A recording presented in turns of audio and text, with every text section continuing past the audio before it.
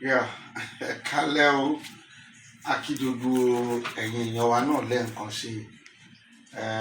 Ohun tá a ṣe ń tà, òun náà la ṣe tún polówó o. Àwọn tí Ọlọ́run dẹ̀ ti kádàrá wípé ohun tá à ń tà, tá à ń polówó, tí wọ́n rí, tí wọ́n ọ̀dà, wọ́n ti ń dúpẹ́. Ẹ̀yin tí ẹ̀dẹ̀ ṣe yẹ tún máa padà wá come across ohun tá à ń tà yìí,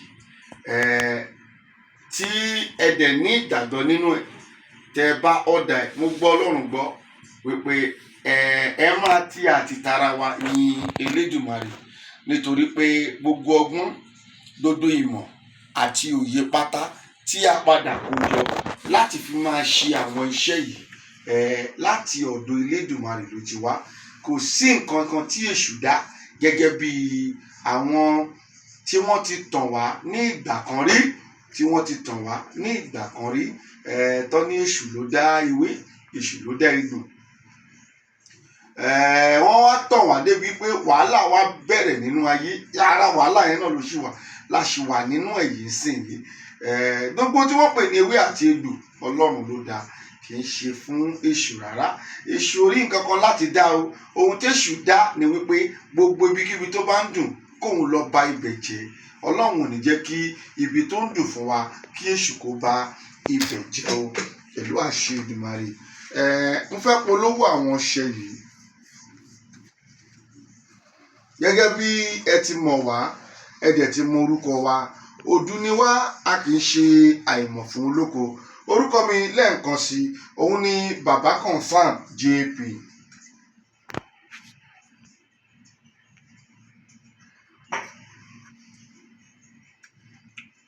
Kí wọ́n ṣe ti ìgbéraga, ohun tí Olúwa ní káwa jẹ́, ohun làwa ń jẹ́. A dẹ̀ ń sọ fún gbogbo àgbáyé bẹ́ẹ̀. Àwọn tó dẹ̀ ń bá wa pàdé wọ́n ń confirm ẹ̀.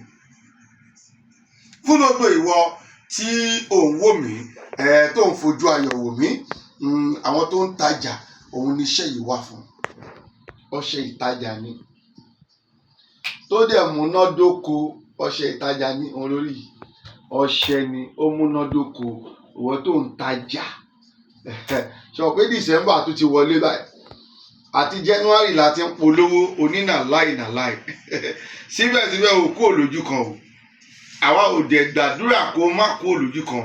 Nítorí pé a ò gbàdúrà ẹ̀ náà ló ṣe pé àtúpadà tó gbé ọṣẹ ìwà báyìí. Ọṣẹ ìtajà nìyí o. Fún gbogbo ìwọ tí ń tajà tó o dẹ̀ fẹ́ rí ọjà tà kíákíá, bísàbísà. Òun nìyẹn o, ojú òní tiẹ̀. Ọṣẹ ìtajà, òun lórí yẹn. A máa fídíò ẹ̀. Òun fẹ́ ìbùkún Ọlọ́run. Ọṣẹ ìbùkún ni. Alọ́ṣẹ ìbùkún tó dájú wá ló bá ń gbọ́ kí nǹkan dájú. Àwọn èèyàn dẹ̀ sọ testimony nípa ẹ̀. A ní ọṣẹ ìbùkún. Awebidanu nìyí. Ó sá eré títí. Ó sá eré títí. At the end of the day, o rí pé nǹkan tó ń sáré fún wọ̀ báyìí náà ni kò tẹ́ ẹ lọ́wọ́. O nílò láti wẹ ibi o. Awebidanu nìyí. Ọṣẹ tó ń wẹ ibi dànù. Ọṣẹ tó ń wẹ delay, tó ń wẹ bad luck. Òun ló wà lọ́wọ́ mi yìí. Obìnrin ni, ọkùnrin ni, kó o tètè ọ̀dà tiẹ̀. Ọṣẹ tó ń pè ní ọṣẹ Awebidanu nìyí. A tún ní ọṣẹ kan náà mi báyìí táwọn èèyàn ti jẹ àǹfààní tó ti jẹ orí ọ̀fẹ́ gan. Wọ́n ń pè ní ọṣẹ Ituwo Awela.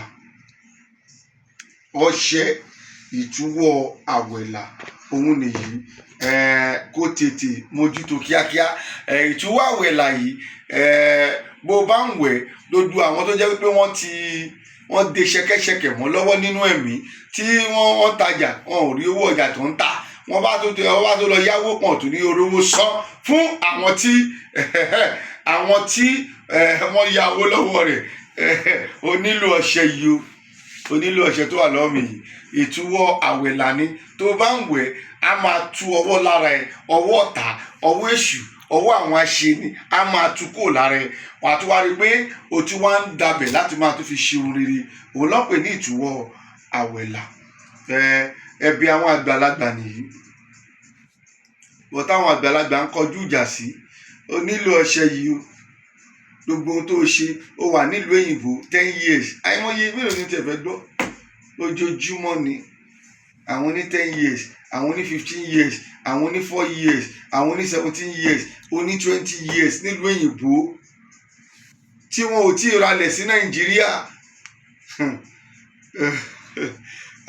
àwọn àgbà ló ń tẹ̀lé ẹ o onídìí ọṣẹ àwọn àgbàlagbà ó fẹ́ gba ìwé òríwé ìgbélúgbà onídìí ọṣẹ àwọn àgbàlagbà ó sá gbogbo eré títí nílùú òyìnbó ó rí ṣe onídìí ọṣẹ àwọn àgbàlagbà wọn sì yẹn débẹ̀ ni òun wọkọ ni òun wáya ni ọṣẹ ìfẹ́ràn nìyí tó dájú wàláì àwọn tó ti ọ̀dà ẹ̀ wọ́n ń dúpẹ́ ni òun wọkọ òun wáya òun wá àwọn níbi tó ti ń ṣiṣẹ́ wọ́n ètì ẹ níbẹ̀ ó wá fẹ́ kí wọ́n fẹ́ràn ẹ ọṣẹ ìfẹ́ràn nìyí o kó tètè mú tiẹ̀ òun fẹ́ ọṣẹ aṣínà ọṣẹ aṣínà nìyí ọ̀nà dí gágá gbogbo ẹ̀ dí ọ̀dà fún ọṣẹ aṣínà tiẹ̀ ọṣẹ túdé nìyí tó bá ti dè pátápátá àgàgà pé wọ́n máa ń forí kó aláǹtakò ọṣẹ yìí máa ràn ẹ́ lọ́wọ́ kúrò ní ọ̀rọ̀ aláǹtakò òun forí ká aláǹtakò òun jẹ oúnjẹ ojú oorun òun ṣe ìbálòpọ̀ ojú oorun ọ̀dà fún ọṣẹ túdé o má tanra ẹ má tanra ẹ rárá a ní àkànṣe ọṣẹ àánú bíbà yìí ọṣẹ táwọn èèyàn fi ń ṣàánú èèyàn òun lórí ìkó ọ̀dà fún tiẹ̀ òun fẹ́ àánú Ọlọ́run ó fẹ́ kí Ọlọ́run kó taari èèyàn tó máa ṣàánú sí ẹ kó ọ̀dà ọṣẹ àánú òun ló wà bíbà yìí àwúre ọlà nìyí o àwúre bìsàbìsà òun ló wà bíbà yìí àwúre bìsàbìsà everybody òun ló ń ṣiṣẹ́ fún àwúre bìsàbìsà tó máa fi owó kó jọ àwúre bìsàbìsà àwúre ọlà ọṣẹ àwúre ọlà nìyí kó ọ̀dà tiẹ̀ ọṣẹ ìṣẹ́gun o láwọn àlá kan o rí pé kò dáa àbí òun rí nǹkan kan sí ara ẹ pé kò wá òkè ìwọ lọ bu ọṣẹ kó lọ wẹ̀ ó máa káńsù ẹ̀ dànù lẹ́sẹ̀kẹsẹ̀ ní ọṣẹ ìṣẹ́gun nìyí oríṣiríṣi ọṣẹ òun lọ́lọ́run ti fún wa lórí ọ̀fẹ́ láti lè ṣe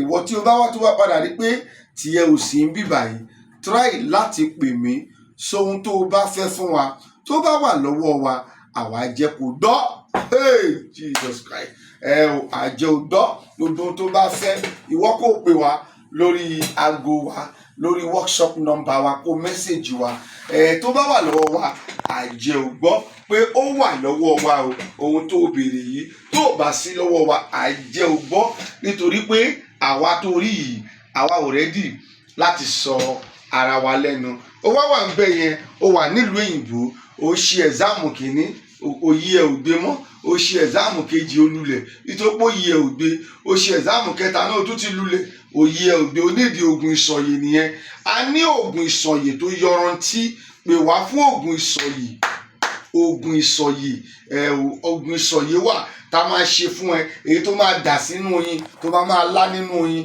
ìwọ tó bá dẹ̀ láìkí gbẹ́rẹ́ èyí tó máa sín sórí oògùn ìsọ̀yè wà tó o lè lò tó bá dẹ̀ ti lò tán wàá padà rí wípé